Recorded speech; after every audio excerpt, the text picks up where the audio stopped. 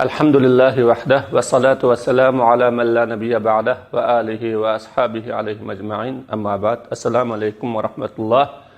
Aziz muhterem okuyucular, 11.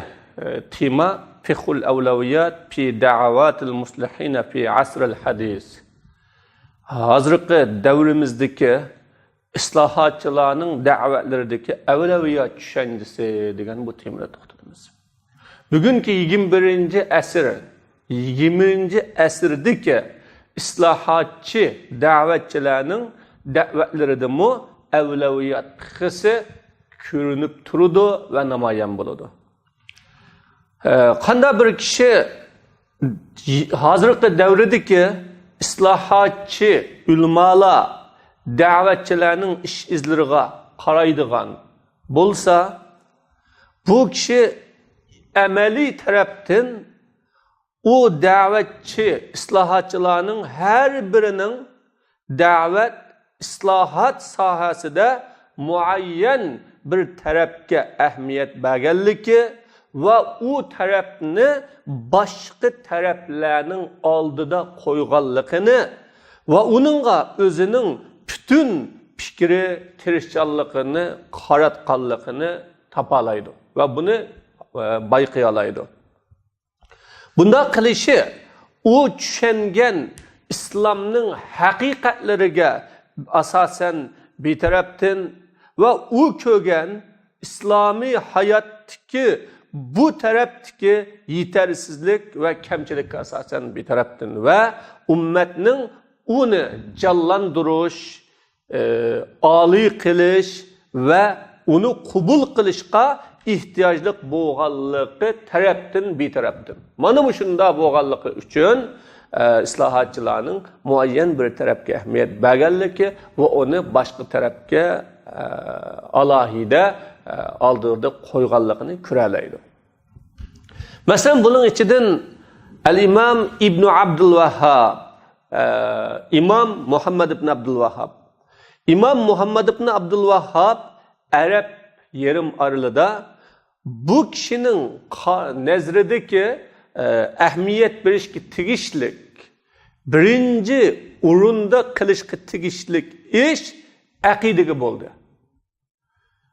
Tavhid chegaralarini o aqidaning manbasini bulg'avatgan, aqidaning sopligini buzavatgan shirik xurofotlardan himoya qilish uchun bu kishi aqidaga ahamiyat berdi ve aqidaga qattiq ko'ngil bildi. Ve o kishi bu haqda kitoblarini tuzib chiqdi, risolalarni yozdi ve da'vat orqali, amaliyati orqali shirkning ko'rinishlarini yiqib tashlashda hujum qildi. Da'vatlari bilan shuningga hujum qildi ve amaliyatlari bilan shuningga hujum qildi. Demak, bu kishining kitobini o'qiydigan kishi ve bu kitobga ko'ngil bilgan, ya'ni bu kitobni o'qigan kishi haqiqatan tavhidni, aqidani birinchi o'rinda qo'yganligi. Bo'libmi tavhidning zabihi, nazri, sual, istig'osa, isti'ana degandek bu taraflarga ahamiyat berganligini bilalaydi. İkinchidan, rahbar Muhammad Ahmad Mahdi, Sudandagi rahbar Muhammad Ahmad Mahdi bu kishining qarashidagi muhim ahamiyat berishga tegishli ish jihodga bo'lgan ve agash kuchilarini bosh egmaslikka, o'zini jihod uchun beg'ishlashga tarbiyalash, Angliya tajovuzchilariga qarshi turish ve onun g'alchilariga, yaloqchilariga qarshi turishga tarbiyalash bu kishining nazridagi birinchi muhim ishlarning qatoridan bo'lgan. Mana bu şu devrenin ihtiyacı, şu Müslümanların ihtiyacına asasen bu bo'lgan. Cemaluddin el-Afgani, Sayyid Cemaluddin el-Afgani bu kişinin karşıdaki birinci qilishga tegishli ish ummatni uyg'otish, ummatning dini va dunyoligiga xatar elib kelgan jahongirlikqa qarshi qo'zg'atish, ummatga ummatning qiblida o'rtaqlashadigan, aqidada o'rtaqlashadigan, yuzlanish iqimda o'rtaqlashadigan, oqibatda o'rtaqlashadigan bir millat ekanligini his qildirishga bo'lgan buning qarshidagi ahamiyat berishga tegishli ish. Ya'ni bu shu vaqtda Afg'onistonni ishg'ol qilib olgan, changilga elib olgan Angliya imperiyasiga qarshi ummatni qo'zg'ash va uyg'otish.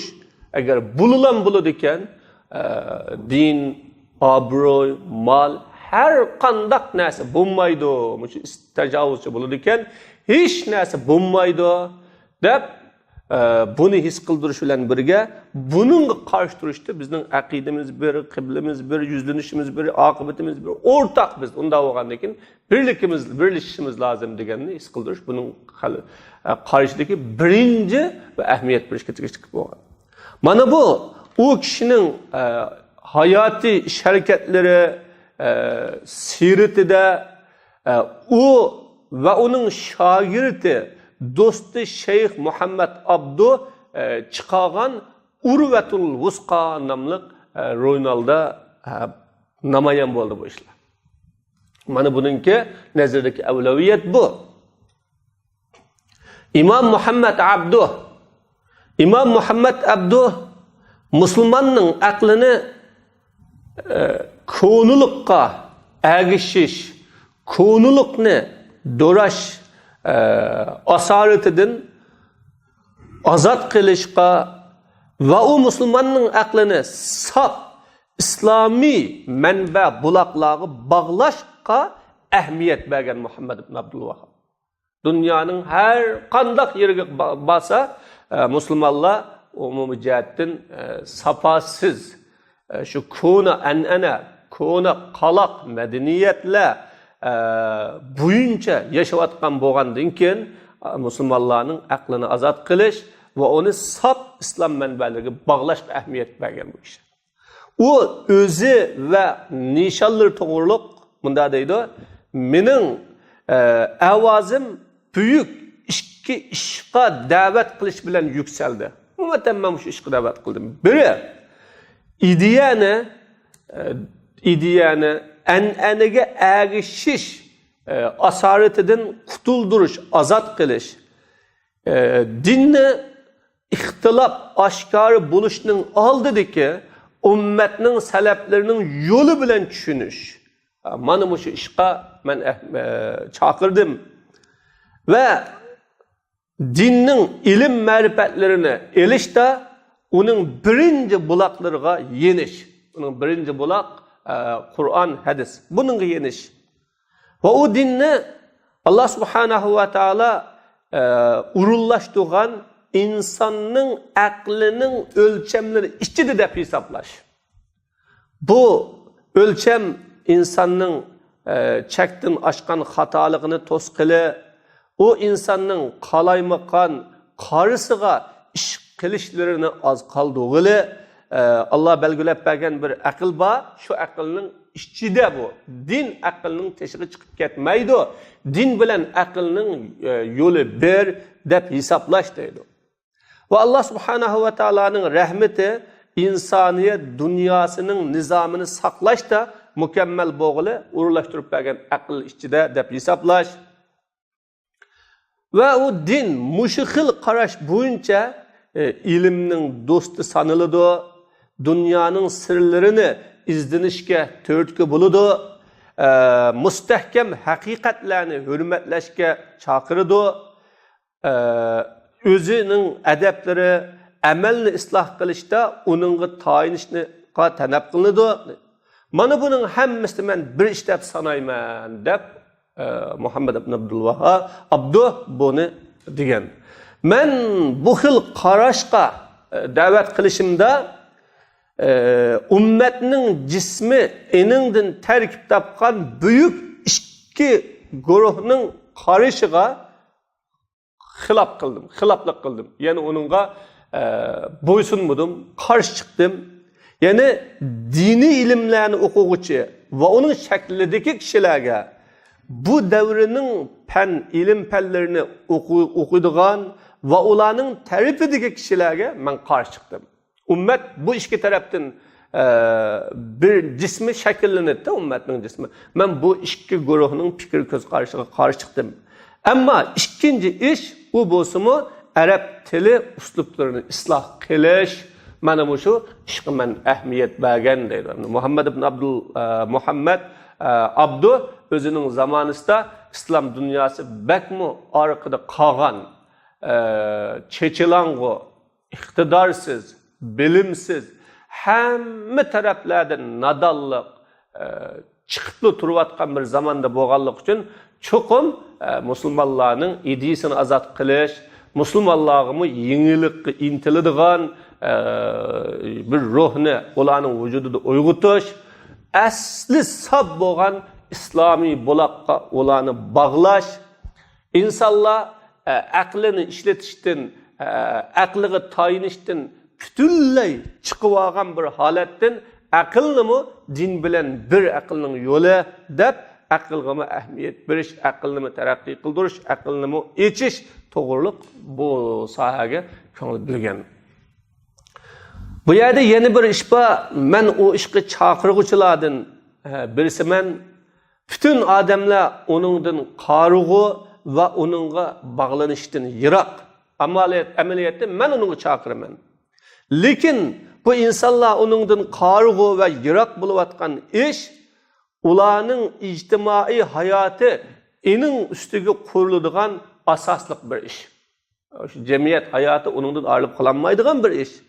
Ularga yetken acizlik, zaiflik, xarlık bolsa fakat ularning cemiyetinin onundan ayrılıp bulanmağanlıktan yetken ularga. Şu cemiyeti onundan xali bolmağanlıktan yetip qalgan. Bu iş qaysi ve temyiz bu hükümetinin xalq üstüdeki boysunuş hakkı bilen xalqning hükümet üstüdeki adalet hakkının oturuşunu ayırış meselesi. Mana bu xalq bu meselede gayet yiroqda bo'lgan. Hem de her qandaq bir hükümetke şu hükümetning xalqi boysunishi, gepini anglishi, qonun tuzumlariga rioya qilishi bu hükümetning haqqi. Ama hükümetning xalq ustidagi haqqi, xalqning hükümet üstündeki hakkı olsa o hükümet xalqqa adalet yürgüzüşü, beraberlikni yürgüzüşü, xalqni beyitish, taraqqiy qildirish, isloh qilishga yüzdönüşü lazım. Mana bu ikisini ayırış lazım. Hakim agarcha o hakimga bo'ysunish zurul bo'lsa-mu, u mu xatolashadigan, shahvati uluğu galip kıladigan adamlarning qatoridan. Har qanday bir davlatning hakimi bo'ysunish, itoat qilish vacib bo'lsa-mu, lekin u xatolashgan va shahvati galip kıladigan adamlarning qatoridan.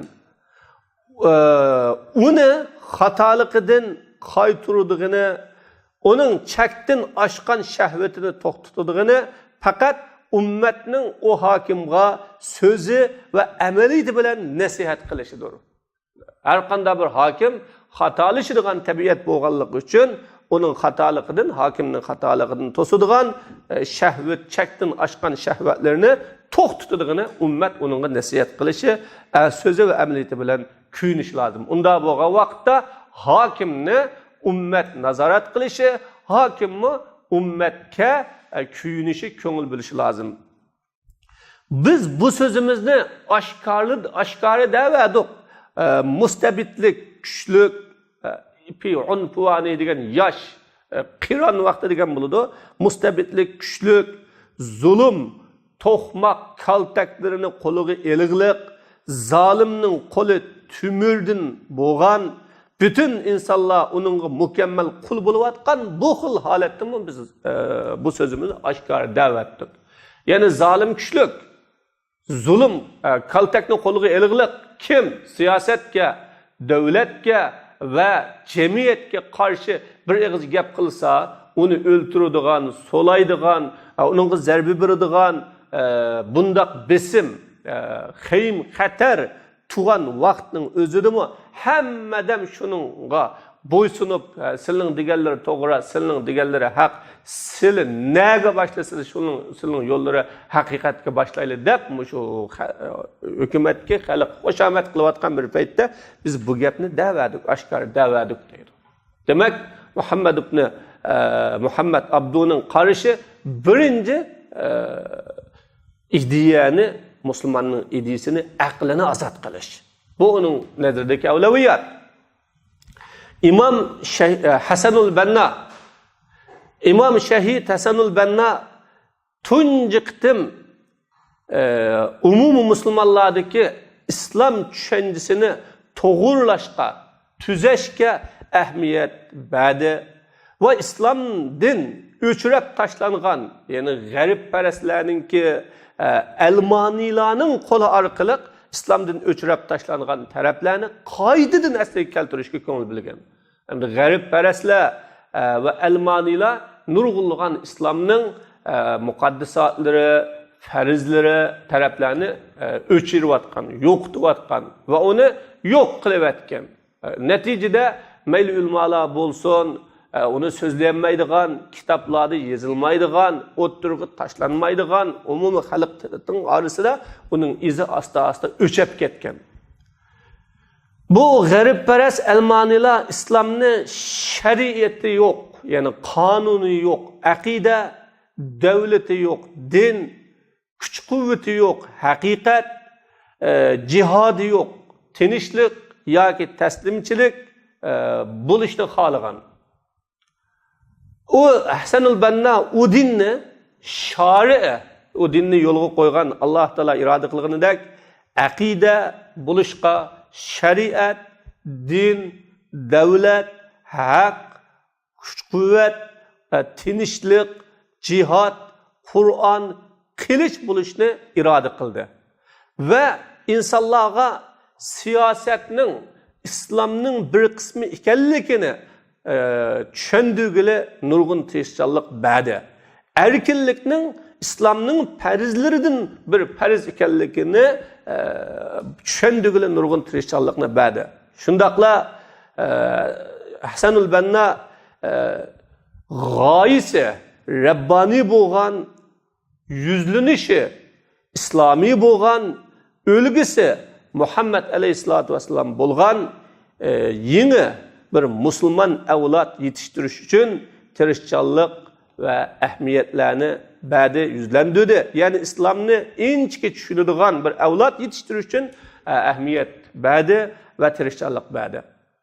Islomga cho'nqur ishonadigan, islomga chin bog'lanadigan, islomga o'zida amal qiladigan, aningdan keyin islomning gullanish, islomga bir gullanishni yuzlantirish, İslam bilen hayatni buyaş üçün cihat kılıdığan, amal kılıdığan bir avlat yetiştiriş için ahmiyet berdi.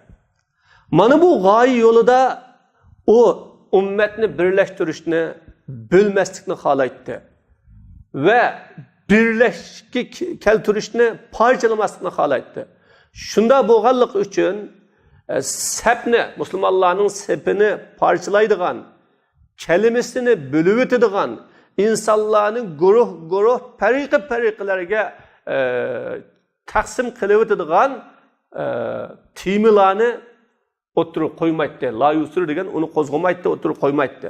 Va uningga yetarlik edi insonlarni islomning kulli bo'lgan usullari, asosiy qismlariga jug'lash yetarlik edi. Asosan İslam'ın ixtilaf kısmıga, ixtilafat bo'lgan taraflarga kişilerini çağırmaz emas, o taraflarga asosiyatin ahmiyat bermedi ve o taraflarni qo'yib qo'ydi.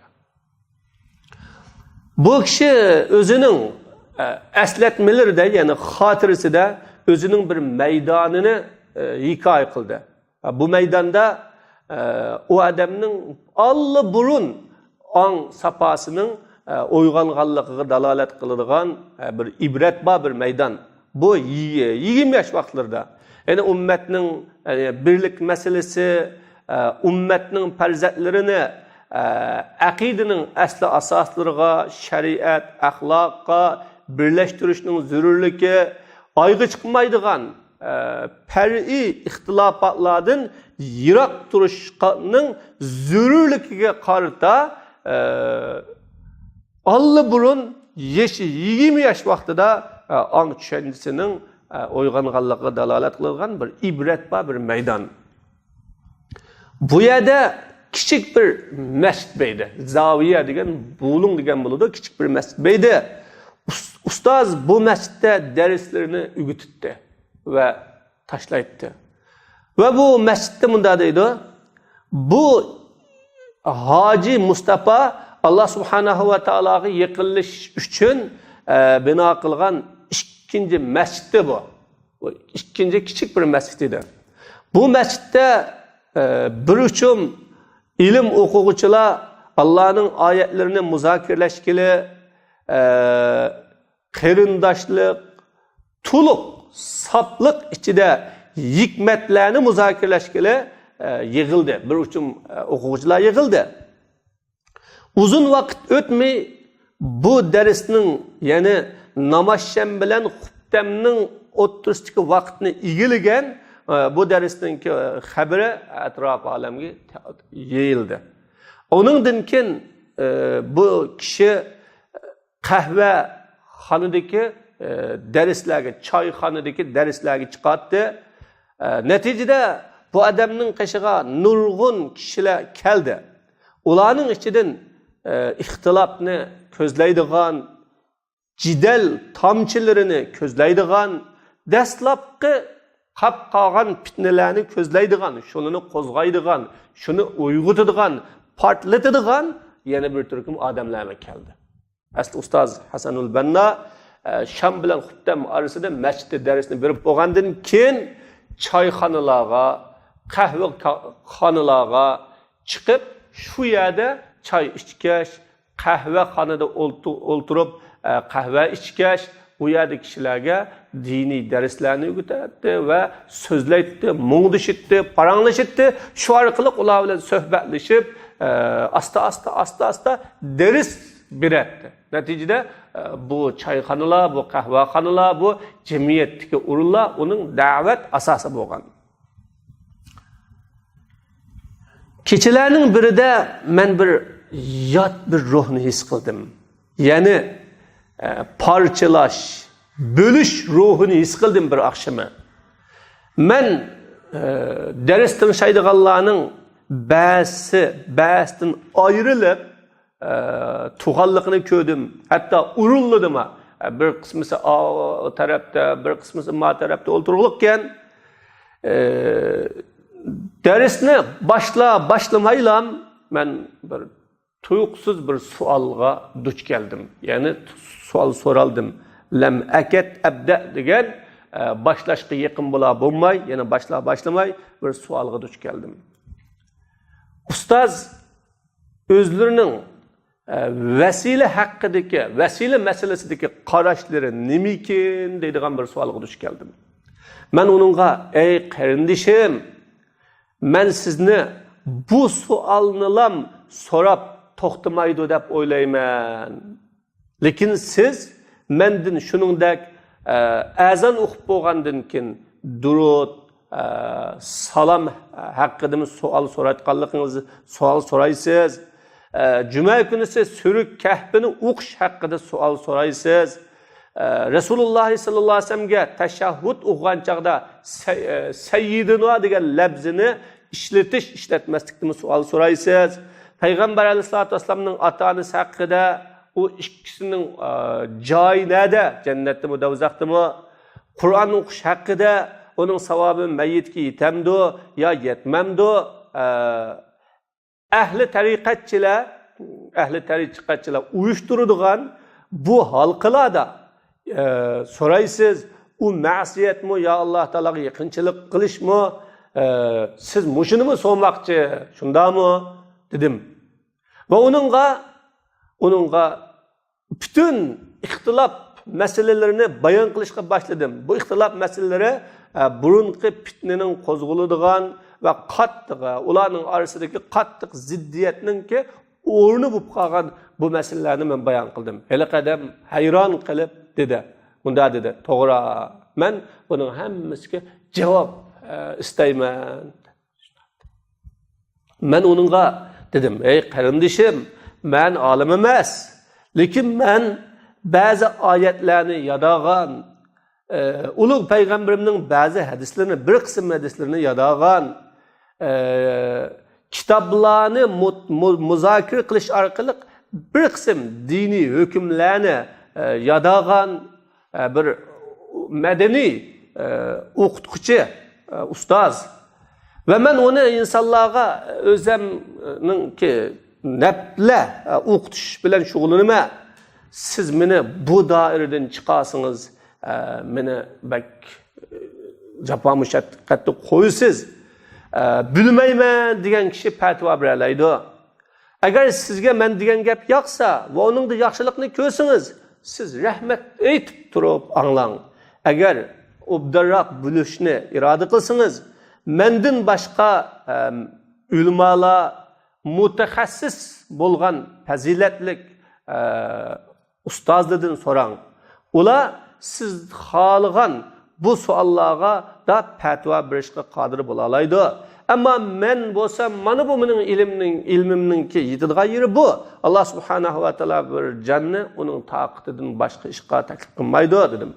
An hali qadam bu so'z bilan eg'izi etildi, javob topolmadi. Men uningga mana bu uslub bilan to'xtatdim. Ya'ni men uningga bu uslub bilan o'zini qo'yib o'tish yo'lini tuttum ve sorunga qatnaşqanlar yoki ko'pinchisi bu qechib qutulganligimga suyundi. Hammasi xursand bo'ldi.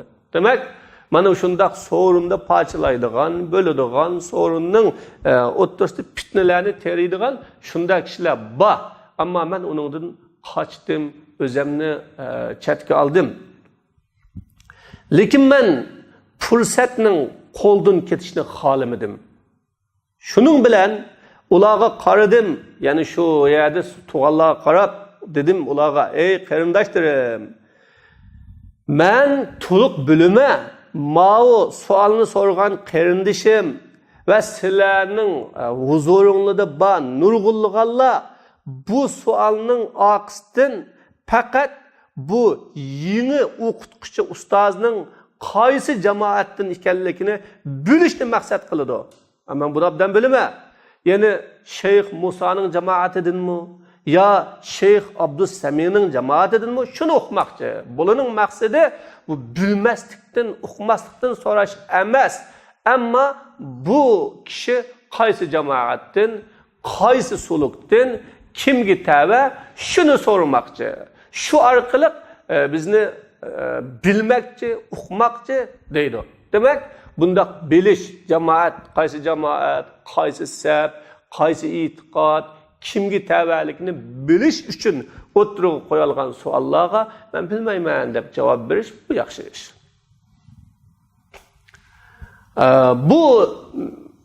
Bu bilganlik sizlarga hech qanday foyda bermaydi. Qaysi jamoatdan, kimdan ekanligini bilganlik foyda bermaydi. Sizlar fitne havasida 8 yılını ötkezdinler. Bunun da yeterlik bir ders savak var.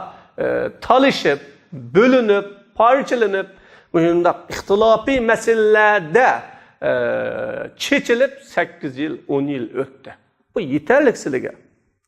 Mana bu meselelerde Müslümanlar 100 yıllar, neçe 100 yıl ihtilaflaştı. Hele hem ihtilaflaşıvatıdı. Allah subhanahu ve taala, tabaraka ve taala bizde Müslümanlardan birbirimizden yaxşı görüşni ve birlikni ki razı buludu.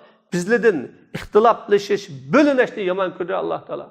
Bu meseleler, hal olmaydigan meseleler ve bu ezelden Müslümanlarning o'ttirisida birlikka kelinmagan masalalar. Bu xil masalalar sababli bo'linish, parchalanish, tafriq bo'lib ayrilish, do'stlik va dushmanlikni shu asosda bir-biriga bog'lash bu xatarlik. Men Allohga ahdi berishinglarni umid qilaman. Ya'ni bu ishlarni hozircha qo'yishga ahdi berishinglarni umid qilaman. Va usuluddin, qavoiduddin, dinning usuli, dinning qoidalarini o'rganishimizga tirishishga ahdi berishinglarni umid qilaman. Va dinning axloqi, dinning umum fazilati, uningga birlikka kelingan dinning yetaklama va yo'l ko'rsatishlarga amal qilishimizga Allohga ahdi berishinglarni umid qilaman. Birlikka kelingan nurg'un yetaklama, yo'l yo'qlar va buningga amal qildi. Farz sunnatlarni ado qildi, takallubdan, cho'nqurlashdan tashlayli, qalblarimiz sab bo'lsin. Bizning maqsadimiz, hammamizning maqsadi haqni tunish, bulushi, bir qarashga qo'llash uchun emas, haqni tunish bulishiga Allohga ahdi berishinglarni umid qilaman dedim. Mana bu vaqtda bu ishlarning hammasini o'qiy olamiz. Muhabbat, ishonch, birlik, ixlos sohasida o'qiy olamiz. Agar biz hammamizning maqsadi usuluddinni bilili, islomning axloq fazilatlariga amal qilili, farz sunnatlarni ado qilib, bundaq fitna va ixtilofli masalalardan yiroq turili, biz tarafni qo'llash, bir tarafdan ayrilish maqsadida savol so'ramayli, bir-birimizni yaxshi ko'rish, ishonch qilish asosida darsimizni o'qitgan ish bo'lsak, hammani o'qiy olamiz. Men sizlarning mendan bu fikrni qabul qilishingni umid qilaman. O'zaro bu fikrga bir ahdilishili dedim. Amaliyotda shunday bo'ldi. Biz darsni bitirib chiqdik, faqat biz yuzlanishimiz, hamkorlik, islomga xizmat qilish, islom uchun bir qo'l bo'lib amal qilish, ixtilof ma'nolarini orqaga cho'rib tashlash, hamma bilan bu ixtilofga munosabatlik masalalarda o'z fikrini saqlab qilish ustida biz ahdilashib darsni bitirib chiqdik. Dars tugadi. Toki Alloh subhanahu va taolo bu qilinadigan ishni hukm qiluvchilik. Mana masjidning darsi shuningdan keyin amaliyotda Alloh subhanahu va taoloning tavfiqi bilan ixtilofga oid havodan yiroq davomlashdi. Undan keyin bu ixtilof masalalari o'tirg'i chiqmadi, qo'zg'almadi. O'tirg'i chiqqandimi hamma bilan o'zining fikrini uningda saqlab qolgan asosda muzokirlashdi, birlikka kelalisa keldi, kelanmasa hammasi o'zining fikrini saqlab qolgan asosda ammo dars davomlashdi. Men shuningdan keyin har bir temada mo'minlarning orasidagi qarindoshlik ma'nolaridan bir ma'noni tanladim men. Her bir temada, her bir darsda mo'minlar o'rtasidagi qarindoshlik ma'nolaridan bir ma'noni tanladim. Uni so'zning temisi qildim. Avvalan bunday qilishdagi maqsad kishilar o'rtasidagi qarindoshlik haqqini chingitish. Xuddi shuningdek ixtilof ma'nolaridan bir ma'noni tanladim. Bu ular orasida jidallashib bir mahalga aylanmagan, hamma bilan hurmat qiladigan, hammasi taqdirlaydigan bir tema bo'lgan ixtilofiy ma'nolarini men tanladim. Buni bu orqali men shu salaf solihlarning keng qo'saq bo'lganligiga bir misol qilish, ixtilofiy ko'z qarashlarni hurmat qilish, keng qo'saqlikning vojibligiga bir misol qilish uchun va uningdan kirish uchun men bir bu sohada bir ma'no tutdim. Elim esimda men ularga bir amaliy bir misol bayon qildim. Ularga dedim, sizlarning qaysinglarning mazhabi Hanifiy mazhab desam, menga ularning biri keldi. Mening mazhabim Hanifiy mazhab deb. Men unga dedim, sizlarning qaysinglar mazhabi Şafiy mazhab dedim. Yana birisi oldiga o'tdi. Men ularga dedim, men bu ikki qarindoshga imom bo'lib namoz o'qiyman. Men ikki qarindoshga imom bo'lib namoz o'qiyman. Sura Fatiha o'qishda qanday qilsa, ey Hanifi mazhabidagi kishi dedim. U dedi, men shukturman, o'qimayman. Men an dedim, sen-chu ey Shofiy mazhabidagi kishi nima qilasan? Desam, o dedi, o'qiyman, cho'qim labut, cho'qim o'qiyman. An men dedim, agar biz namozdan baka olsak, ya'ni namozni o'qib tugatsak, nima sening qarashing, ey Shofiy mazhabidagi kishi, sening Hanafiy mazhabidagi qarashining namoz haqida nima deb qaraysan dedim. O dedi, Shofiy mazhabidagi batil. Chunki o Sura Fatihani o'qimadi. O Sura Fatiha degan namozning ruknlaridan bir rukni. Men dedim, nima sening qarashing, ey Hanafiy, sening Shofiy qarashining qilgan ishida. O dedi, bu makruh tahrimini qildi. Haqiqatan iqtido qilguvchi kishining Sura Fatihani o'qishi namozda bu makruh tahrim dedi. Ama men dedim, sizlarning biringni yana biriga inkor qilamdi. O dedi, o ish ko'lan, ya, biz inkor qilmaymiz dedi. Men hammalarga dedim, sizlar ma ikkisining biriga buning namozi namoz bo'lmadi, ma namozda makruh tahrimini qildi deb ayiblamizlar desam, ular yo'q dedi. Men dedim, ay ya subhanallah. Mushunda ishda shuk tursizlar. O ish namozning batil bo'lishi yoki sahih bo'lishi ishi. Namozning batil bo'lish ya sahih bo'lish ishi. Bu ishda shuk tursizlar. Sizlar namoz o'quvchi kishi tashahhudda Allohumma salli ala Muhammadin desa yoki Allohumma salli ala Sayyidina Muhammadin desa, sizlar shuk tumasliya. Sizlar buningga jim tumasliya. Mana buni ixtilof, buningdan bir ixtilofni paydo qilisizlar. Bu ixtilof uchun dunyo tik turadi, dunyo o'ltiradi. Mana undaq dunyoni qo'piradigan, dunyoni ostin ustun qilib o'tadigan ixtiloflashishlar. Deb amaliy bir misolni o'tirib qo'ydim. Mana bu uslubning ta'siri bo'ldi amaliyotda.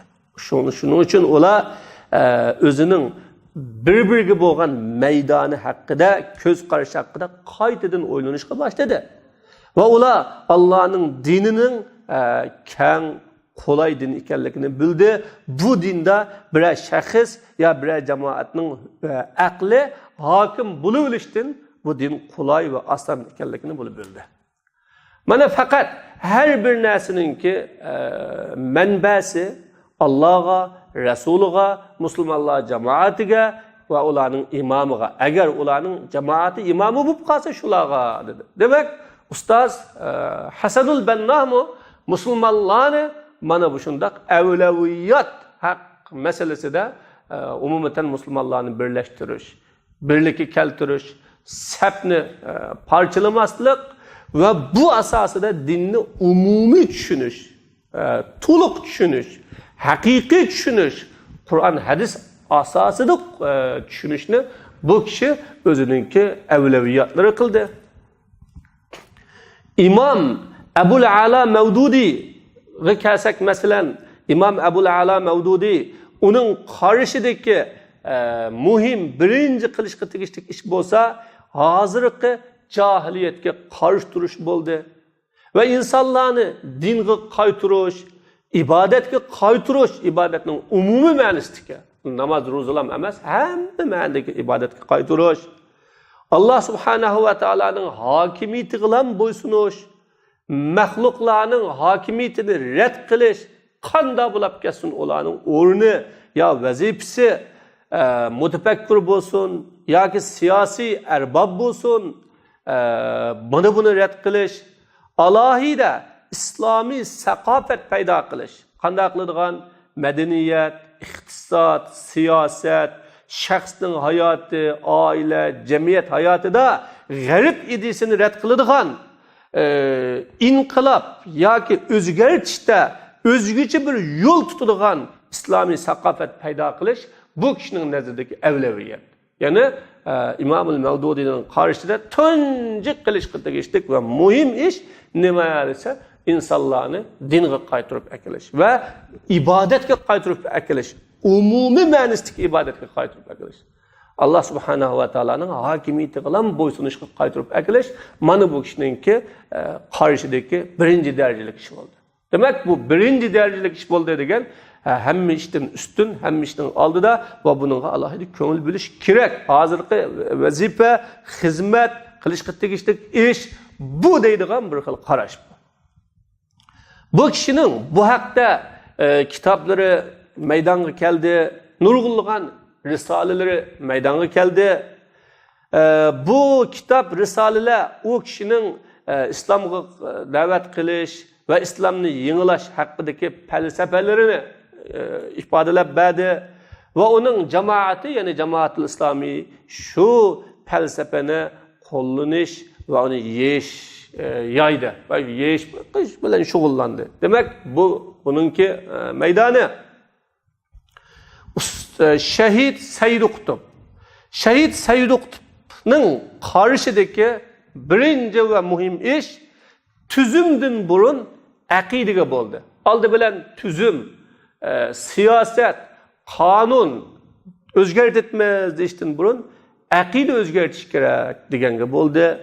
Allah subhanahu va taolaning hokimiyatini dunyoda, zaminda reallikqa aylantirishga bo'ldi buning nazaridagi avlaviyat.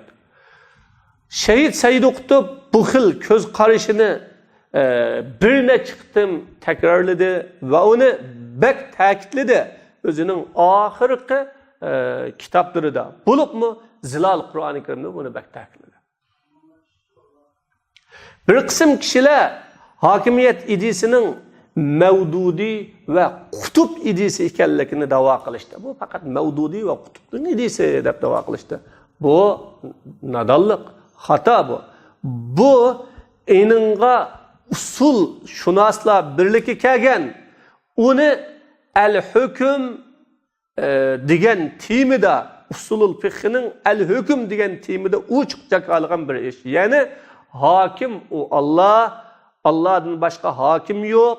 Ulug' payg'ambarim Allohning nomidan yetkizguchi degan bu temida uchiq jakaladi buni. Qur'oni Karim tilga olgan tavhidning moddalaridanmi afa g'ayrallohi abtaghi hakaman, men Allohdan boshqa hokim talab qilam dema, va Alloh taolo sizlarga kitobni tafsir etib yurgizgan tusa deb Alloh bayon qildi. Mana hokim kim? Alloh deb bayon qildi.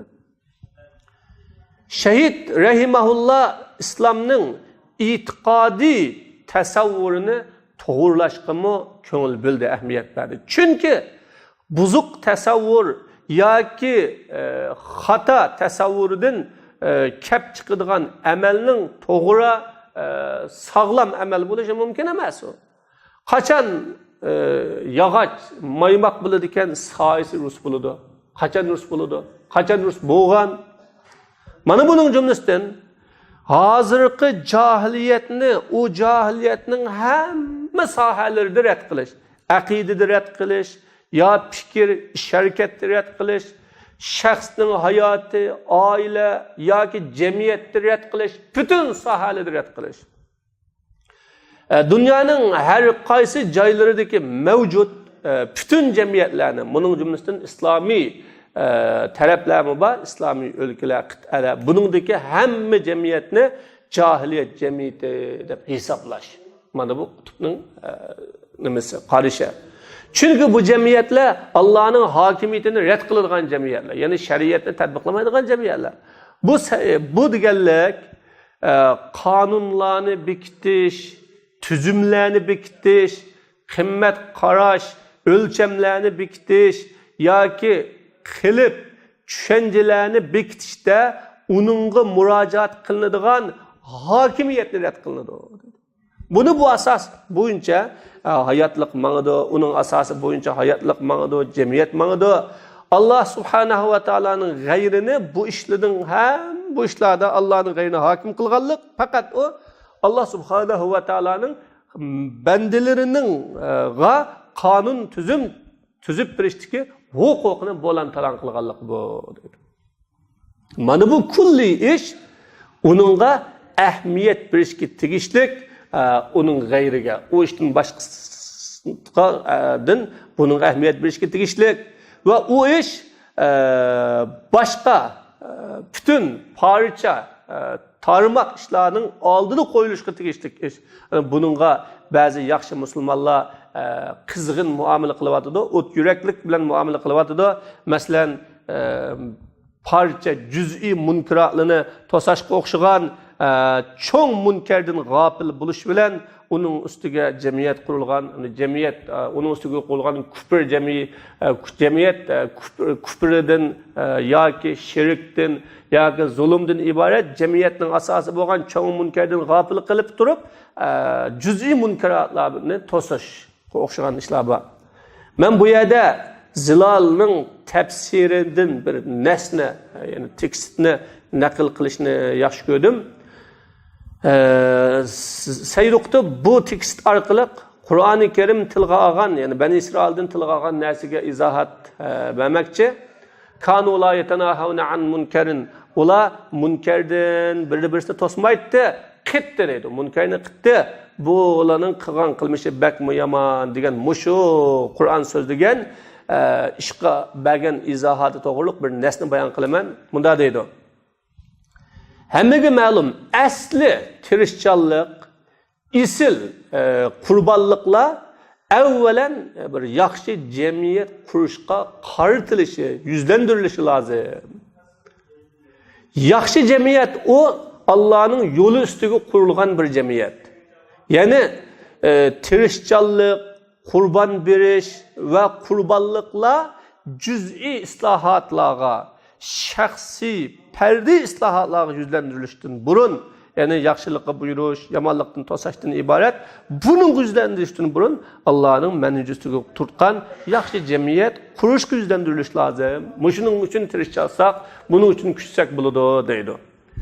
Hakikaten nimiş kalsa çünkü parça uğrunuşlarının faydası yok. Bütün cemiyet buzulgan, cahiliyet çektin aşkan, cemiyetle Allah'ın menhecinin gayri üstüge kurulgan, o cemiyetke Allah'ın şeriyetinden bilek şeriyet kanun tüzümle kullanılgan. Bunda vakitte o parça işlerine o'xshayman, tuziman, o'zgartaman deb uringanning, uningga qasd maqsad qilganning foydasi yo'q deydi. Ana shunda vaqtda islohot maqsadi, islohotga urinish tegidan boshlanishi lozim. Yildizidan unib chiqishi lozim. Tirishchanlik, jihad Allah subhanahu va taoloning hukmronligini zaminda urlashtirishdan bo'lishi lozim. Ya'ni bu hukmronlik Allohning hukmronligiga urlashgan chaqida yaxshilikqa buyurib, yomonlikdan to'sash bir mustahkam asosga tayangan bir narsaga aylanadi deydi. Bu iymonga muhtoj. Ya'ni bu iymonning haqiqatini bilishga va uning hayotning nizomidagi maydonlarini bilishga muhtoj. Mana bu saviyadagi iymon o butunlay Allah subhanahu va taologa tayinish, Allah subhanahu wa ta'ala'nın yaxşılıqqa yardım berishga ishonchi qiladigan qiladi. Qancha yo'l uzun bo'lib ketsin, Allohga tayinadigan, Allah subhanahu wa ta'ala'nın yaxshilikqa yardım berganligiga ishonchi qiladigan qiladi. Va savob ajrini Allohning qishidan umid qilish, u vaqtda bu xizmat bilan shug'ullangan kishilar, tug'an kishilar ma dunyoda jazo mukofotini kutmaydi va ozg'un jamiyatning taqdirlashi cahiliyet ehlinin qanday bir yerde yardım berishini kutmaydi o vakitte. Çünkü hemen qanchalik yo'l uzun, musofi yiroq bo'lsin, yardım Allah Teala'nın yardımı yaxshilikka keladi. Yaxshilikning ahliga keladi. Deydigan Allohga tayinadigan bo'lganligi uchun bu dunyoda jazo mukofotini kutmaydi, taqdirlashni kutmaydi. Hammamizga ma'lum, Qur'oni Karimning va payg'ambarimning bütün nesleri, bunun da yaxshilikqa buyurish, yomonlikdan to'sish kelgan bütün nesler Müslüman cemiyetideki mecburiyeti to'g'riliq so'zlaydi deydi. O nesler İslami cemiyetdeki Müslümanның mecburiyetini so'zlaydi. Yani beşida Allah Teala'nın hükümranlığını itiraf qiladigan, Allah'ın şeriatiga bo'ysunadigan cemiyetdeki mecburiyetini so'zlaydi. Yani beşida Allah Teala'nın hükümranlığını itiraf qiladigan, Allah'ın şeriatiga bo'ysunadigan cemiyetdeki mecburiyetini so'zlaydi. Yani beşida Allah'ın hükümranlığını itiraf qiladigan, Allah'ın şeriatiga bo'ysunadigan cemiyetdeki mecburiyetini so'zlaydi. O cemiyette hakimiyetki zoravallıklar qanchalik bulab kessin bazı vaqtlarda, bazı çağlarda o cemiyet Allah'nınki hükümranlıqni itiraf qilgan cemiyet bo'lsinmi, nurg'un zoravallıklar, chakdan ishlar bo'ladi va gunohlarning umumlashidan bo'lsin bazı vaqtlarda. Yani bazı İslami cemiyet bo'lsinmi, nurg'un xatolik, nurg'un bazı yo'lsizlik ishlar bo'ladi. Bunda bo'lsinmi, yana mushu cemiyetdagi nimaga qartiladi. Shunga bu amr ma'ruf nahy anil munkarni qiladigan o'rin bor islomiy jamiyat bo'lganda, jamoat bo'lganda deydi. Mana bu shuningdek Rasululloh sollallohu alayhi vasallamning so'zida topamiz. Afzalul jihad kalimatu haq inda imamin jair. Jihadning afzali zolim podshoning qishda haq so'z qilish demek. Bu zolim imam, bu imam yani imam bo'lmaydi, hattoki 5 ta Allah'ın hükümranlığını itiraf qilgan, şeriatini hakim qiladiganligini itiraf qilgan qadar imam bo'lmaydi. Allah'ın şeriatini hakim qilmagan adamga imam deyilmaydi.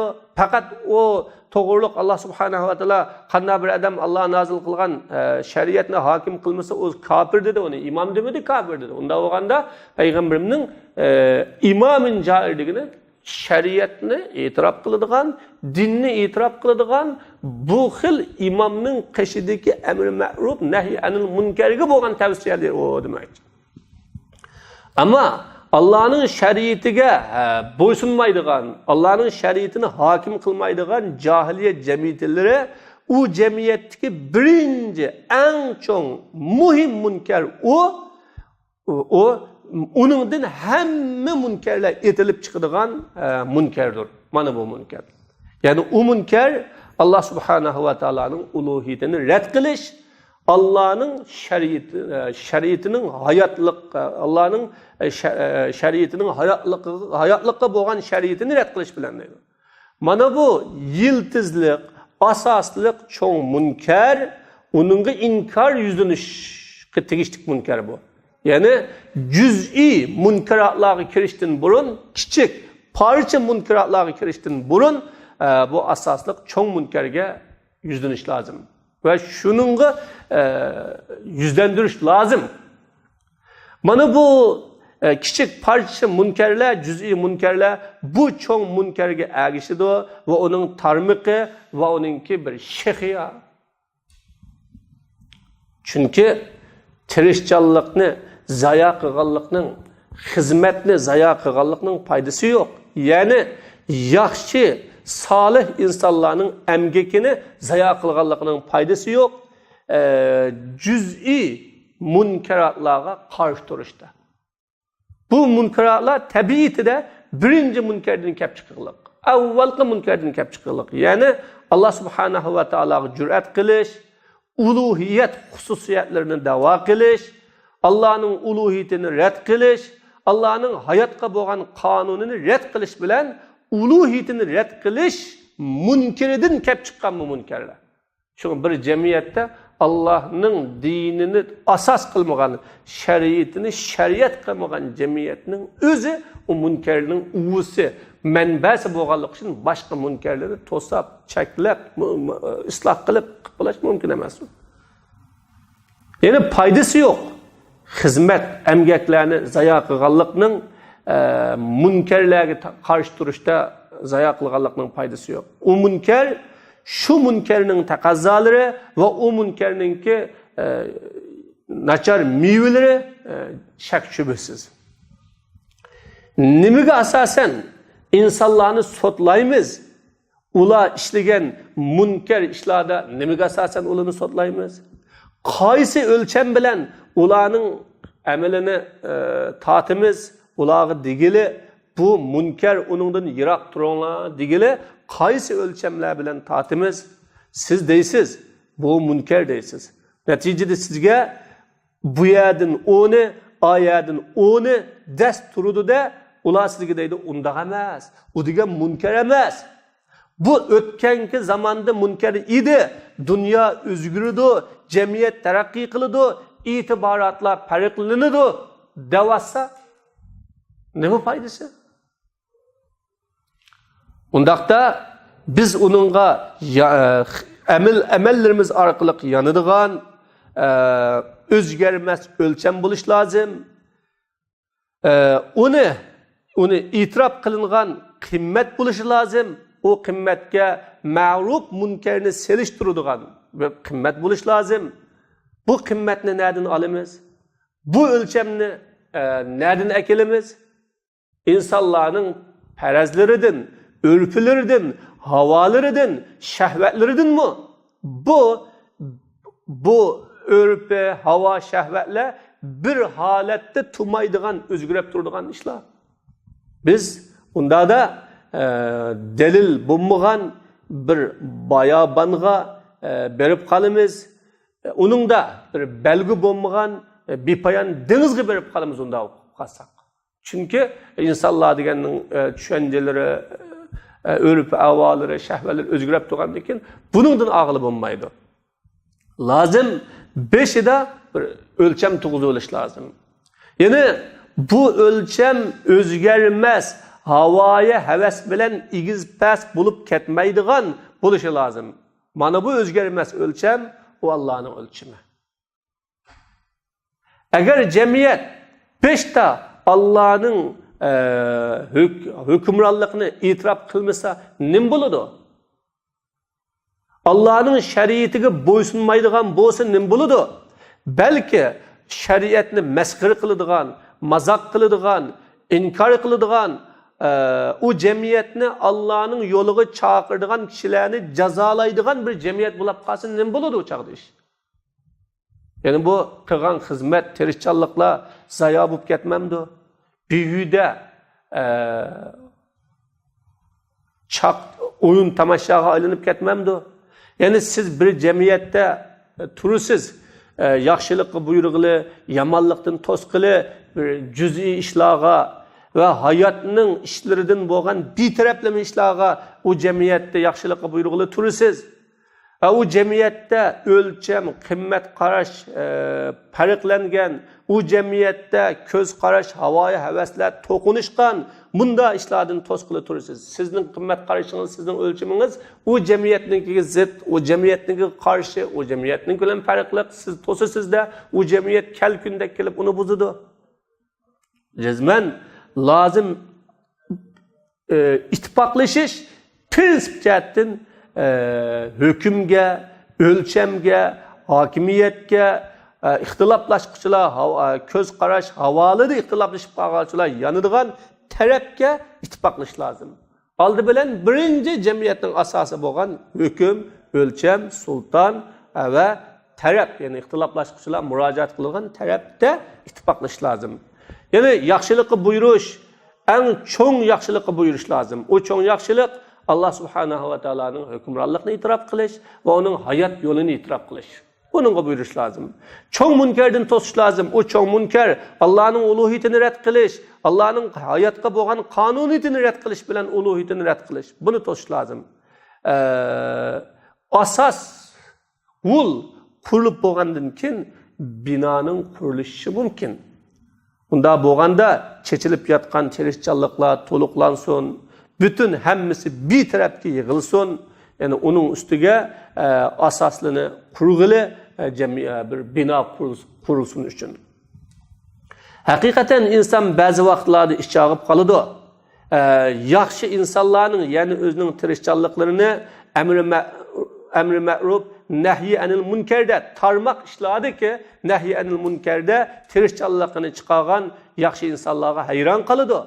Şu vakitte Müslüman cemiyetinin hayatı onun üstüge kurulduğun yaxşılıkı buyuruş, yamanlıktan tosuş, inin üstüge turuduğun asası prensip üzülüp ketken bir cemiyette tarmak işlerde yaxşılıkı buyurup yamanlıktan tosuşka tirişçallık kılgan özünün emgeklerini çıkargan adamları insan hayran kalıdı.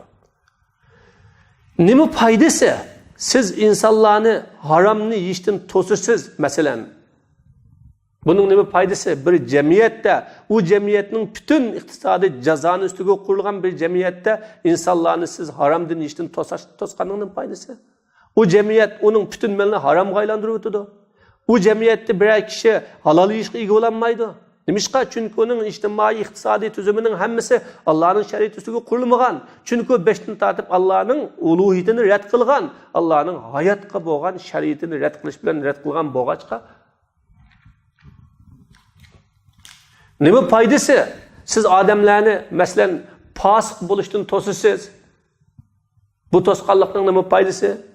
Bir jamiyatda u jamiyatning qonuni zinoni gunoh deb hisoblamaydigan, faqat majburlangan holatida gunoh desimi, qoldi chog'da gunoh deb hisoblamaydigan bir jamiyatda fosiqlikning to'sqanlikning foydasi. Jazolamaydigan, hatto majburlangan holatidami Allohning shariati bilan jazolamaydigan bunda bir jamiyatda fosiqlikning to'sqanlikning foydasi. Chunki bu jamiyat 5dan boshlab Allohning ulug'iyatini rad qilgan, Alloh taolaning hayot turmushga bo'lgan qonunni rad qilish bilan rad qilgan. Nima foydasi? Siz odamlarni ichimlikdan, haroqdan to'sisiz bir jamiyatda. U jamiyatning qonuni haroq ichish, haroqni qo'llanishni ruxsat qiladi, jazolamaydi. Faqat umumning yo'lida ochiq oshkor maslik holatida ham jazolaydi. Hatto bu o jamiyatda Allohning jazosi bilan jazolanmaydi unda. Chunki u 5dan boshlab Allohning hokimiyatini e'tirof qilmaydi. Bunda bir jamiyatda siz mastlikdan to'sqanlikning foydasi. Nima foydasi? Siz insonlarni dinni tilashdan to'sashning nima foydasi? Bir jamiyatda o jamiyat Allohning hukmronligini e'tirof qilmaydigan, uningda Alloh subhanahu va taolo ibodat qilinmaydigan bunday jamiyatda to'sqanlikning foydasi. Faqat o jamiyat Allohning tunidan rablarni tutadigan, o jamiyatga shariat qonunlarini tushunadigan, nizom, siyosat, qimmat qarash o'lchamlarini tushunadigan, tatbiqlaydigan bunday jamiyatda tillanguchi har ish qilsa Allohning dinida emas. Faqat o ish qilsa va u jamiyat u ishkilisninki tillanguchi va tillanguchining jamiyatining ahli hammasi ularga qonun tuzumlarini tushunib bergan, ularga qimmat o'lchamlarini belgilab berganlarning dinida ular hammasi. Kim o jamiyatning qonun tuzumlarini bekitgan bo'lsa, siyosatlarni yo'l qo'ygan bo'lsa, shuning dinida. Unda bo'lganda u jamiyatda turib, u dinni tillanganning foydasi. Nima yaxshilikqa buyurib, yomonlikdan to'sqanlikning foydasi bunda holatlarda?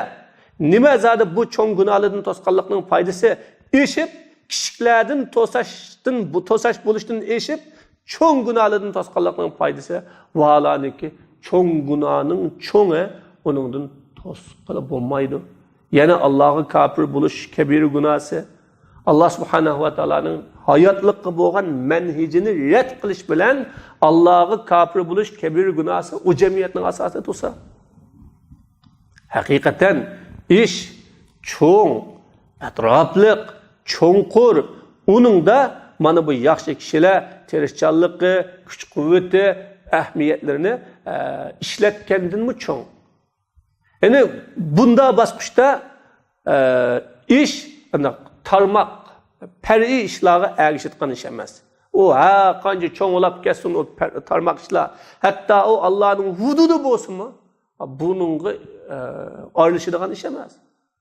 Allah'ın hududunu 5'ta Allah'ın hakimiyetini itiraf qilish ustiga quriladi. Uningdan boshqasi. Aldı bilan Allah'ın hakimiyetini itiraf qilish ustiga qurilgan chaqdan lekin Allah'ın hududlari bo'ladi.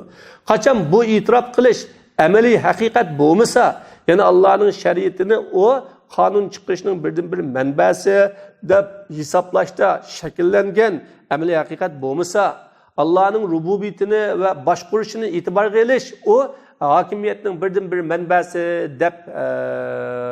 deb deyishdi shakllangan amaliy haqiqat bo'lmasa, tarmoq ishlarga berilgan butun tirishchanlik zoya bo'lib ketadi.